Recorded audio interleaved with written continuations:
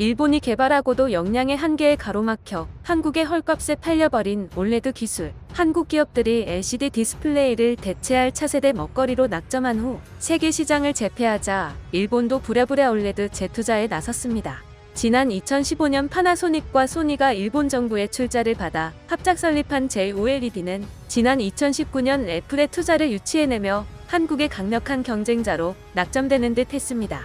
이들은 업계 선두를 달리는 삼성과 LG와 초격차를 만들기 위해 유기물 증착 방식이 아닌 유기물 잉크젯 프린팅 방식이라는 고난도 신개념 기술을 도입했습니다. 하지만 이 역시 역량 부족으로 도입 3년 차인 현재까지도 저조한 수율을 나타내고 있는데요. 결과적으로 8월 6일 JOLED는 수년째 이어진 영업 손실에서 시설 투자 비용 상환 부담이 커지면서 사실상 디폴트를 통한 파산 위기에 직면한 상황입니다. 투자를 이끌어낸 애플의 패널 공급은커녕 토요타 렉서스 브랜드와 4년간 진행한 자동차 올레드 개발 역시 실패로 종지부를 찍게 되었는데요. 중국 매체 소우닷컴은 JOLED는 낮은 수율로 인해 모니터용 패널은 물론 소형 올레드 프로젝트도 무산되며 금융위기에 빠졌다며 뎁세가 황새를 쫓아가면 가랑이가 안 터지겠느냐는 강력한 평을 날렸습니다. JOLED가 고집하는 잉크젯 프린팅 기술은 말 그대로 발광 유기물 소자를 기판에 찍어내는 방식으로 제조되는데요. 구형 증착 방식보다 유기물 재료 투입량이 30%나 적으며 공정 자체 역시 매우 간편하여 생산 시간을 크게 줄일 수 있습니다. 그러나 단점도 명확한데요. 잉크젯 프린터를 사용한 분들은 잘 아시듯이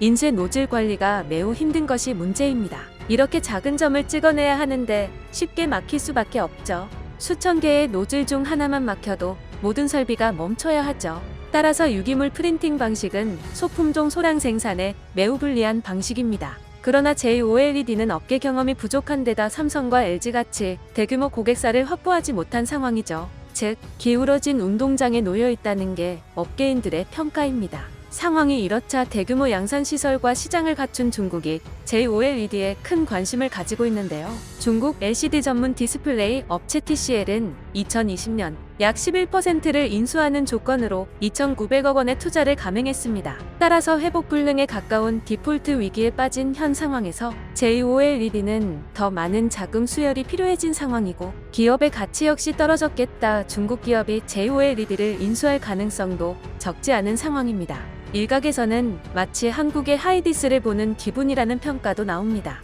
근본적 원인은 상당한 차이가 있지만 중국으로의 기술 유출 가능성이 높아진 상황이라는 겁니다. 하이디스는 기술 밑바탕이 전혀 없는 중국 BOE에 인수됐습니다.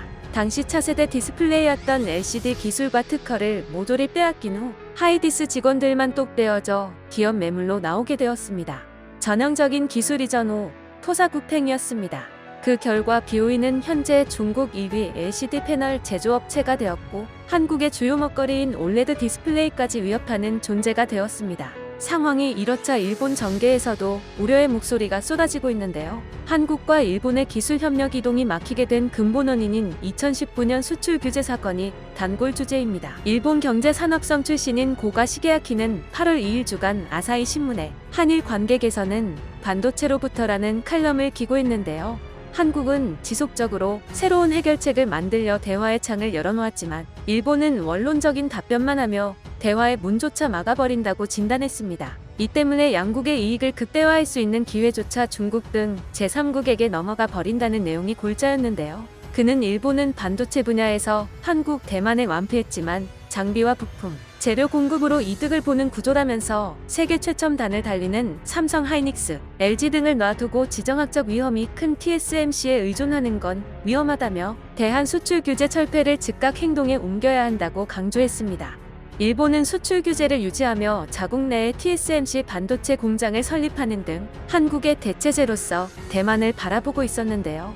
최근 펠로시의 대만 방문으로 미중 갈등이 고조되고 대만의 지정학적 문제점이 극대화되면서 일본은 다시 한국을 끌어들이려는 모습을 보이고 있습니다.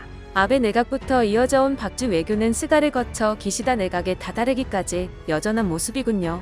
이상 QH였습니다.